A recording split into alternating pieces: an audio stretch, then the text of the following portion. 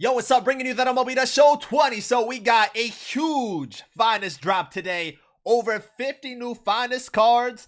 We're going to try to go over most of them, but not really. Like, I'm not going to go over the attributes and stuff like that. But let's take a look at the finest cards. So let's start off with the Yankees. I already did some of this just to try getting one of the cards. But throughout stage 4, this is what you can end up getting. So I think it starts right around here. So you get 5 team affinity packs, 5,000 stubs. It might even start over here too with 3,000 stubs. A ballin' is a habit. You get the finest card at 240. So we picked up DJ LeMahieu. At 250, you get a finest choice pack. So there's 30 finest cards for each team. And then at 250, you have a choice pack. And there's way more finest cards. There's 17 more finest cards in this choice pack right here. Then you get at 260 an elite ducks on the pond. At 270, 5 more ballin' is a habit packs. At 280, a beach ball choice pack. And then 300, you get a finest guarantee, which is Garrett Cole, Acuna, or Lamet right here. So those are the 3 right there. Beach ball guys, you got Robert, Ryan, Hornsby. So these guys are going to tank in price like crazy. And the fact that they're 99s and now so low, like Hornsby at this price is definitely really nice. No, I didn't do good with him, but like that's a really good buy. And these prices dropped too. Let me see with these. Like this one has Chapman in it. Chapman's going to be super cheap now. And then Ernie Banks is going to be pretty cheap. Adele right here is going to be cheap. So those are dubs. Those are dubs. So let's try to look at all these finest cards as much as we can. Actually, before we get into that, we got missions. So like always, you got the 250 innings with the team, and those give you +5 every time you hit 250, 154. The online ones, that gets you +2. Now, if you have the face of the franchise guys from stage 3, you can do these missions offline. Previously, they were only online, so I like that little change right there. And then you have the offline mission, which is, it's not even offline, just wherever you want to do them now. Tally hits with Yankees for +5. So one thing I probably recommend, doing these in Conquest and getting as much progress done. You have the Showdown, which Showdown I feel like is way easier this time around, or it looks easier.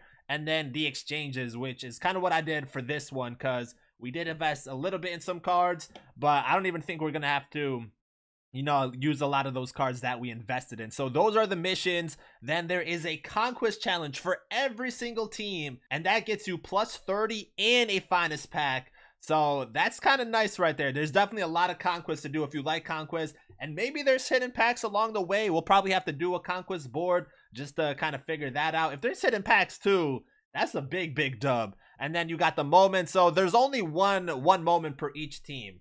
Right? Yeah, 1 moment per each team. So it's +3 as far as that goes. And then March to October was never worth it, in my opinion. Too much time compared to everything else. It was always Showdown, but a lot of people did March to October, I guess. But Showdown was always the fastest way. Now there's multiple ways, which is pretty nice. So just taking a look at this. So like I said, there's 30 for each team. And each team will have a steel fan phase, I believe. Yeah, a 3 mil steel fan phase. So always an extra game. But like taking a look at the Yankees one right here, you got, what, 3 games? 4 games in total. You got 4 games in total because you have the steel fan phase. Is each one 3 games? No, this one's 4 games. So maybe like 4 to 5 games for each team, which is definitely a lot if you want to do all 30 Conquest boards. But like I said, if you do each one of them, you get 5 show packs and then a finest pack. And that's one of those choice packs right there at the end. So there's definitely a lot of stuff you can do.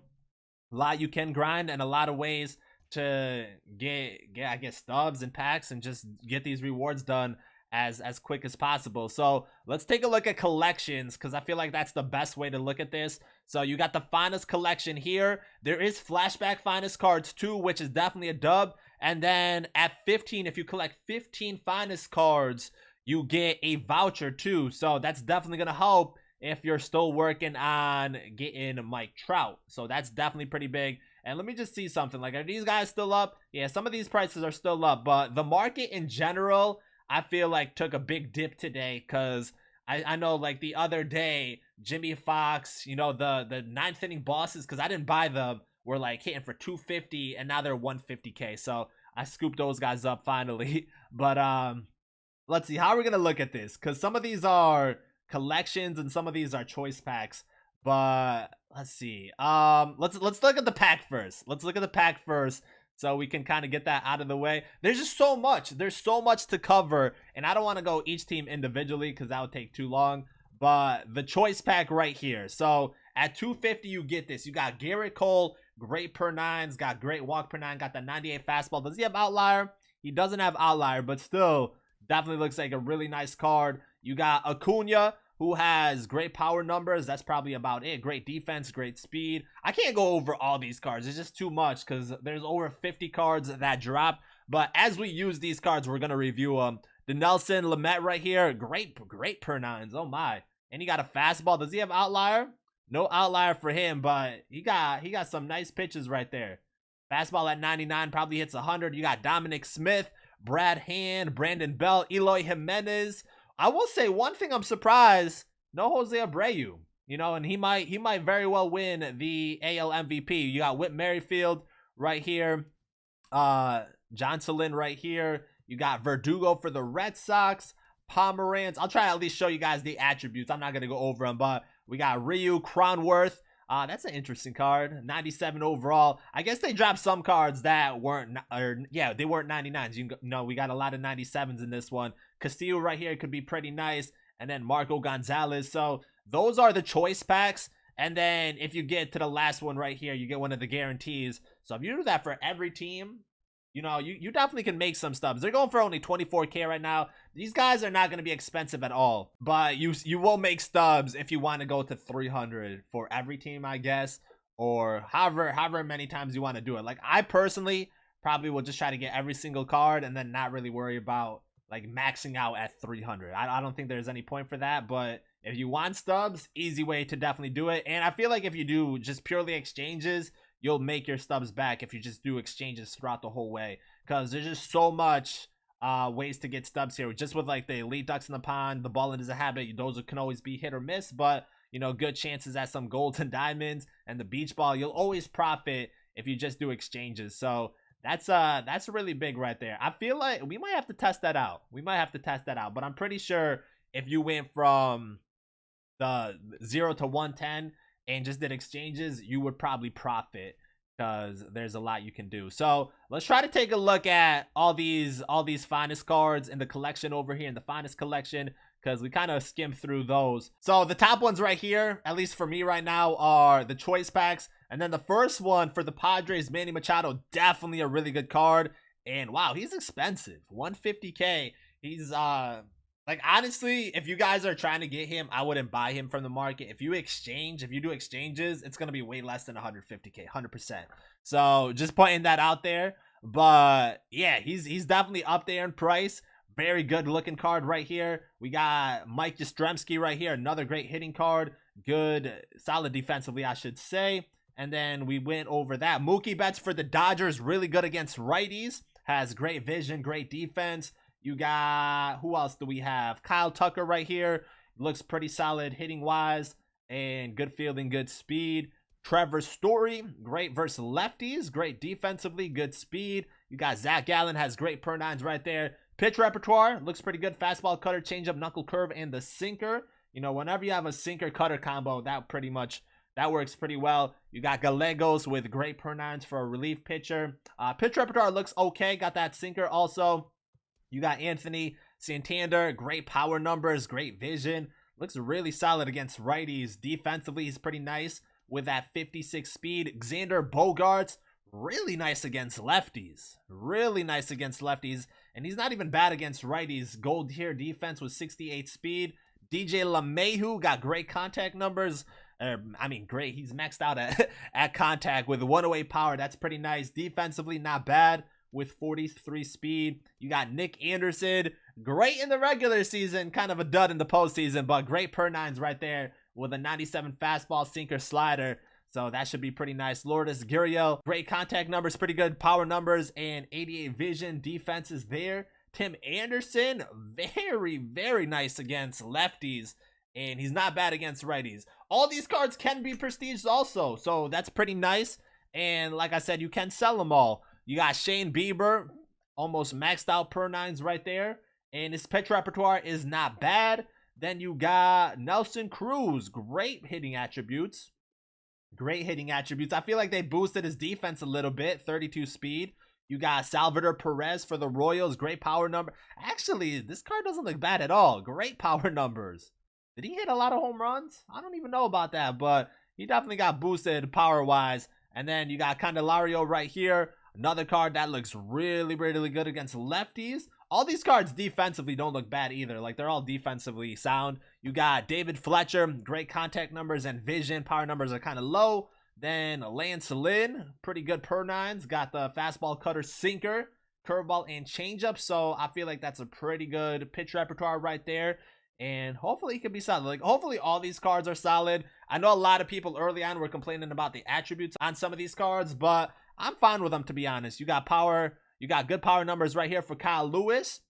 Good defense, good speed. Freddie Freeman. I know a lot of people were hating on his lefty numbers right here, but power numbers versus righties and just in general versus righties, really good. Great vision. Got good defense. Yeah, a lot of these cards, they're up there in price, but like I said, if you do exchanges, you're better off. Juan Soto might be one of the best cards in the game. Hitting card, absolutely insane.